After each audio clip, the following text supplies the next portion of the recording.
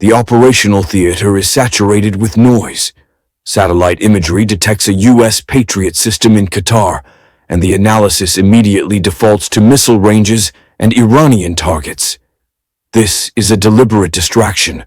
The focus on symmetric, projectile-based threats is a legacy mindset. It ignores the primary liability on the Western balance sheet: systemic insolvency. Record national debt, as documented by the New York Times, makes sustained, high-cost conventional warfare a mathematical impossibility.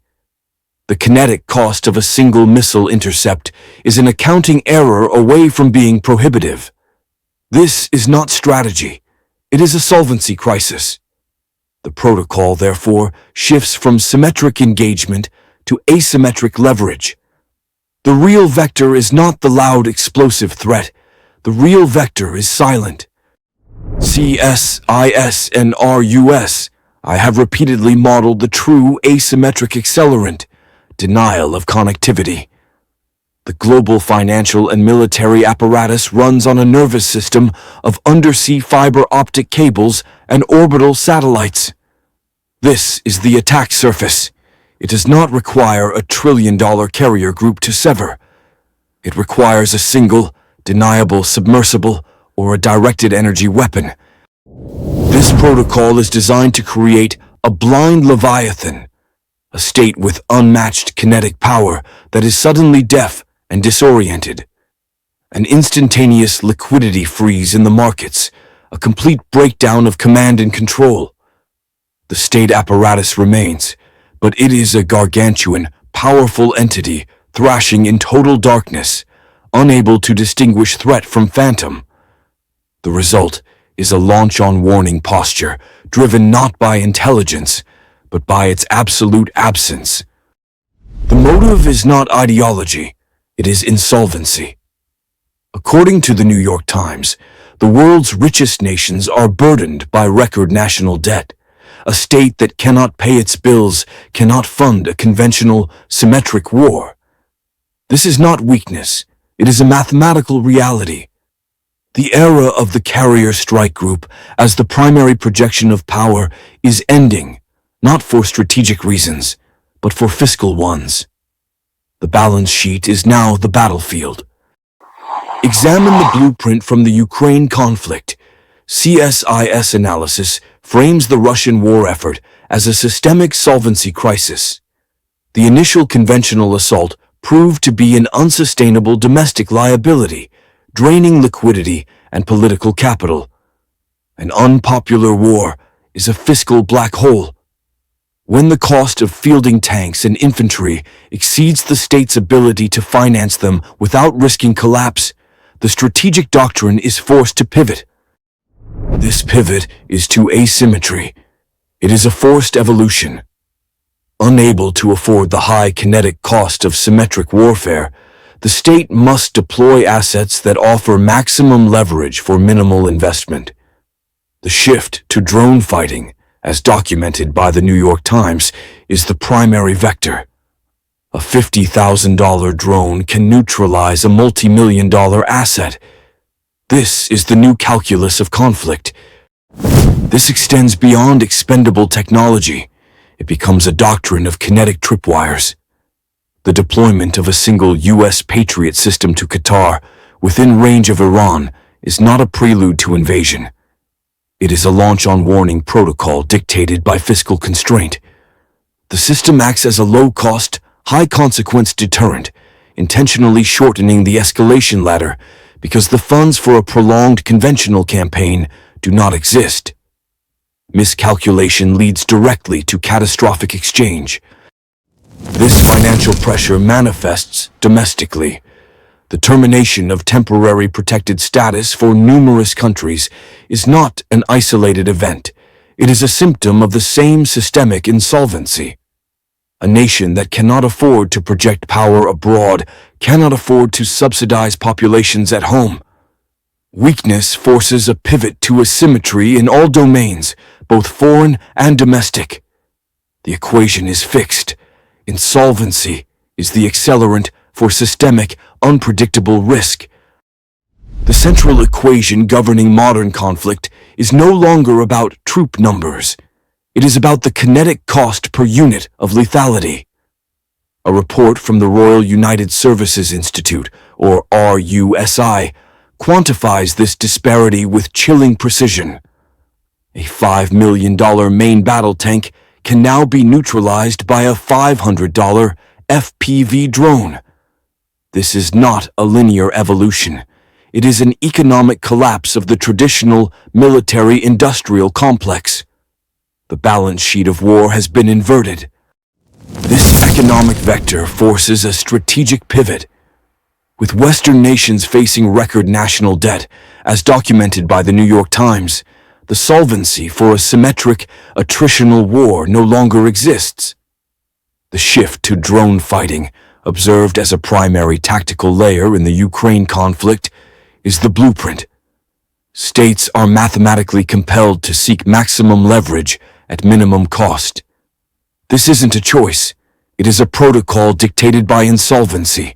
This phenomenon is what strategic analysts at RUSI refer to as the democratization of violence. The barrier to entry for projecting catastrophic force has been effectively zeroed out. The state's monopoly on high-end kinetic capability is over. This decentralization creates an unmanageable number of threat vectors, transforming the strategic environment from a predictable chessboard into a chaotic, multinodal system where any actor can trigger a systemic crisis. The result is a launch-on-warning posture becoming the default. When a low-cost drone can threaten a high-value asset, the response protocol must be instantaneous and decisive, bypassing traditional de-escalation. The deployment of a Patriot system within range of Iran, as satellite imagery confirms, is not just defense. It's a pre-positioned kinetic tripwire. The system is now engineered to skip the middle rungs of the escalation ladder, making rapid, catastrophic conflict the most probable outcome of any miscalculation. The math does not allow for any other. The regional instability you are shown is not an accident. It is a managed environment. The U.S. State Department's Do Not Travel list, now covering 10 countries, is not a safety warning for you. It is a zoning ordinance for them. These are designated proxy laboratories, sandboxes for testing doctrine and hardware outside the constraints of domestic law and media scrutiny. The systemic chaos is a strategic asset. Examine the deployment of a U.S. Patriot system to Qatar, within range of Iran. This is not defense, it is a kinetic tripwire. The kinetic cost of a single interceptor is negligible compared to the cost of a carrier strike group. Its purpose is not to win a war, but to trigger one on a predetermined, automated timeline. This is launch-on-warning protocol, externalized to a gray zone to maximize leverage and minimize immediate liability. The premier laboratory for this doctrine is Ukraine. As reported by the New York Times, the conflict's shift to drone-centric warfare is the blueprint. Drones are the perfect weapon for an insolvent state, low cost, high leverage, and attractable. This isn't an evolution of tactics. It's a real-world stress test of the entire asymmetric escalation model, proving a state can sustain high-intensity conflict with a fraction of a conventional budget.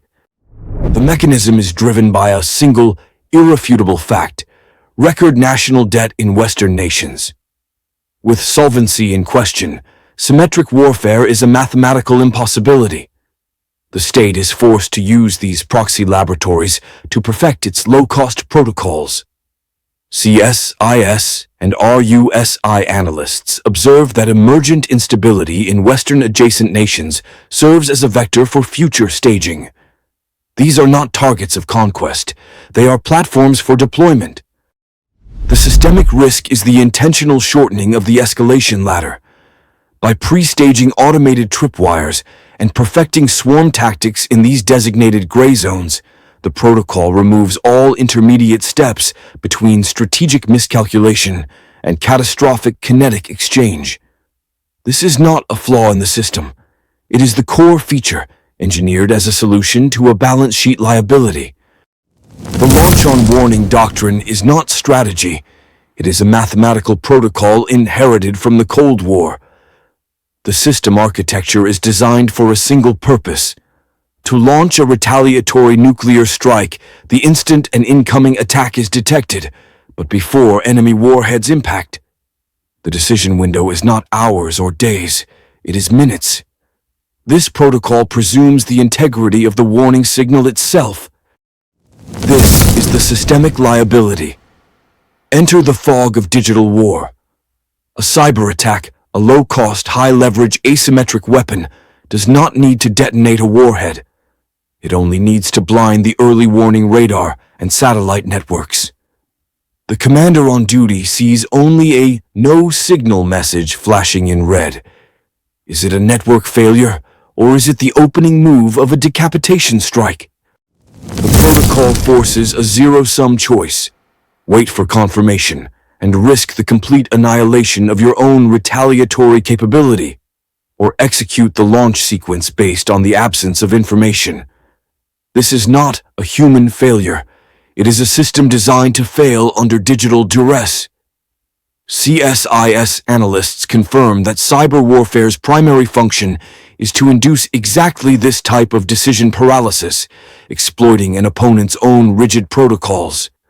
This doctrine exists in a world of record national debt, where symmetric conflict is no longer economically viable for Western nations. The shift to low-cost, technologically disruptive weapons, as seen in the drone warfare of Ukraine, is not a choice, but a function of the balance sheet. In this environment, a cyber attack that triggers the launch-on-warning protocol is the ultimate asymmetric accelerant. It leverages an adversary's multi-trillion-dollar nuclear arsenal against them for the cost of a hacking team. The miscalculation is a mathematical certainty.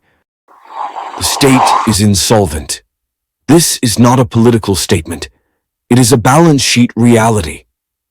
The New York Times confirms record national debt is the defining feature of Western economies. This solvency crisis dictates military doctrine.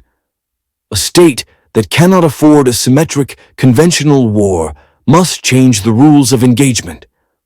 The new protocol is asymmetric escalation, a strategic doctrine born from fiscal liability, not choice. The evidence is in the field, not the headlines. The shift to low-cost drone warfare in Ukraine, as documented by the New York Times, is the blueprint. It proves the efficacy of technologically disruptive, low-kinetic cost assets. Concurrently, satellite imagery confirms the deployment of U.S. Patriot systems in Qatar.